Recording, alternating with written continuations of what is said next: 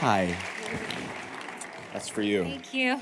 Thank you for being so patient and waiting for everybody else. She's here. No, it's okay. It's great to see you. Good to see you. We all do.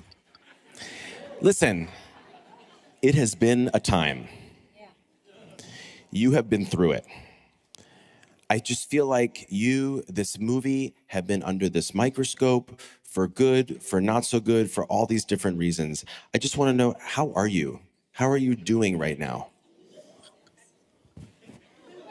Thank you very much. I'm good. I'm really good. Some of the magic has disappeared, but I choose to continue to be proud of what I've done, and I'm just grateful. I live with no regrets, and I would do this movie over and over again if I could.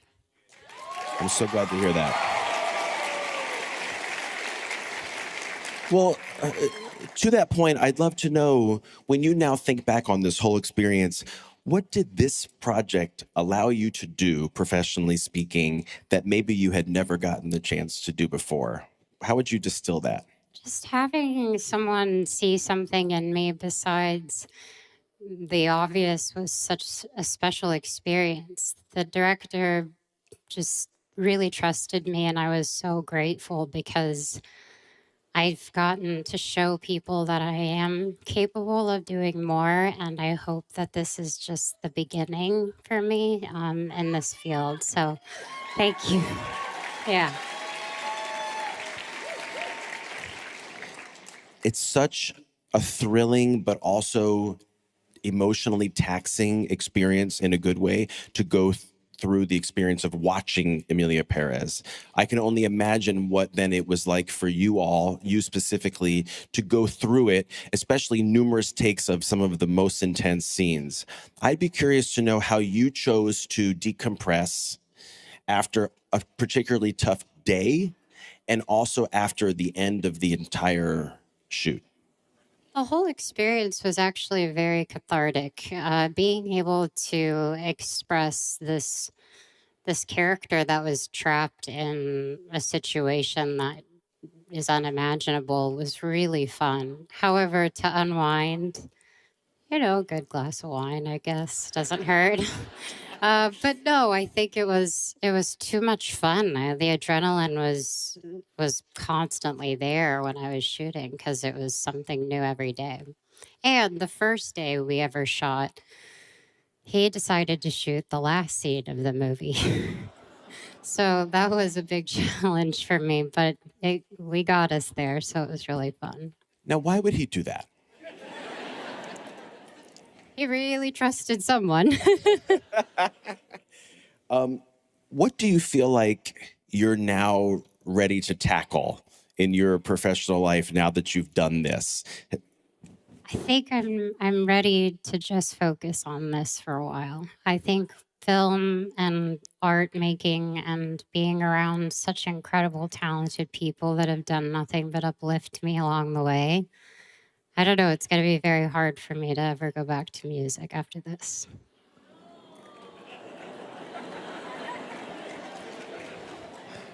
Okay, but it's not, but it's like a never say never situation, right? Yes, you. Maybe. Thank you. You do you. That's great advice. Okay, how many times have you watched Amelia Perez, and what has the experience been like for you watching it numerous times if you have? One.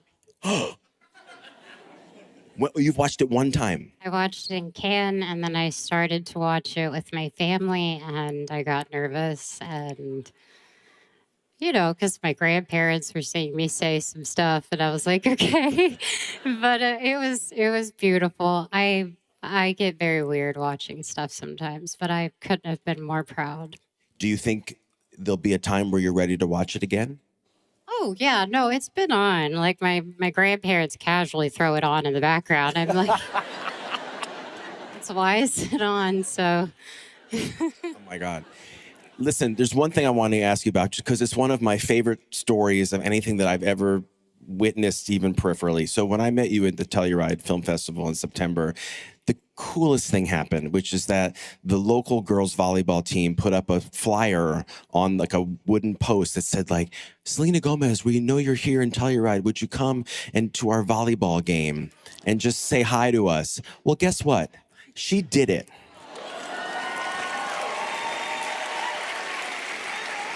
And it's on your social media, at least it was, where you like the video of you walking into the gymnasium and like these girls' heads exploding. And clearly it was such a special moment for these adorable girls who had the idea to do it. But I want to know, what do you get out?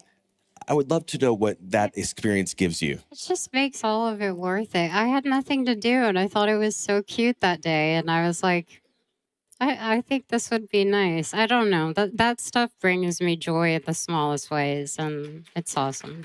Thank you. There's just some people who in this industry, I would say Paul Rudd is also a similar person. He's one of these people who just understands that he can bring such joy to people by a simple act of kindness. Where did you realize that from? My mom. You know, my mom always said, treat people the way you want to be treated. I'm no greater. I'm no lesser than anyone. I'm just a girl from Texas who works really hard. If you've ever wondered what it feels like when a pop star finds her anchor in the whirlwind of fame, Selena Gomez is here to tell you, in a way so gentle, so utterly sincere, it'll make you believe in peace again.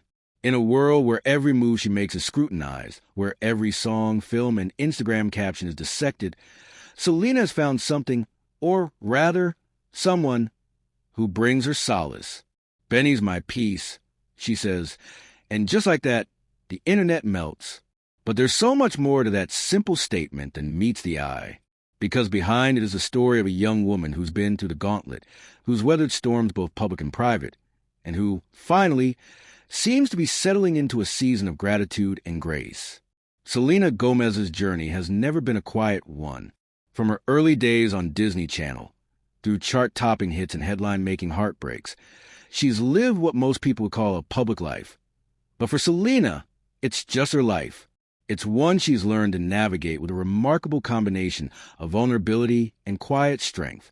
Recently, in the midst of promoting her latest film, Amelia Perez, Selena sat down for a candid interview. The first question wasn't about her performance or her next project. It was simple. How are you? For a moment, the gloss of celebrity faded, and what emerged was a woman who's discovered how to be okay, even when the magic sometimes disappears. I'm really good, she said, her voice steady. Some of the magic has disappeared, but I choose to continue to be proud of what I've done. And I'm just grateful. I live with no regrets, and I would do this movie over and over again if I could. That choice, to be proud, to be grateful, to keep going, is at the heart of who Selena Gomez is. And it's that same spirit that led her to find peace in the midst of chaos. Selena's foray into film, especially with a project as emotionally charged as Amelia Perez, marked a turning point in her career.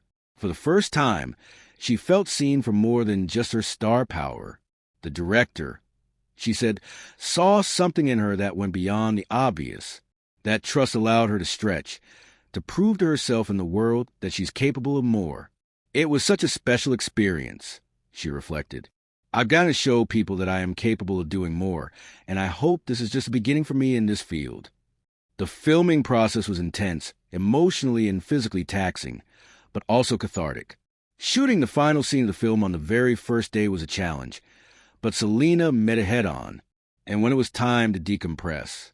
Sometimes it was as simple as a glass of wine, but more often it was the thrill of creating something new that kept her going. I think I'm ready to just focus on this for a while, she admitted.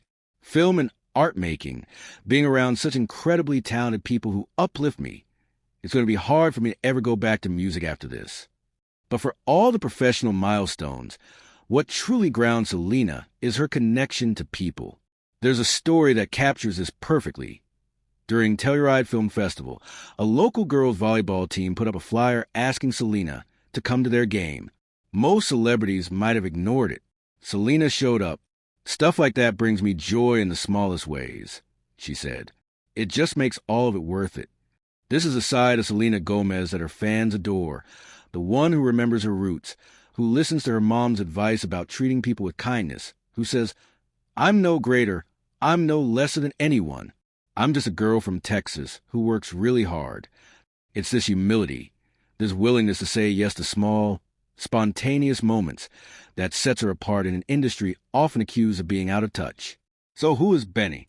Benny Blanco, the acclaimed producer and songwriter, has been a presence in Selena's life for years, but it's only recently that their relationship has taken center stage.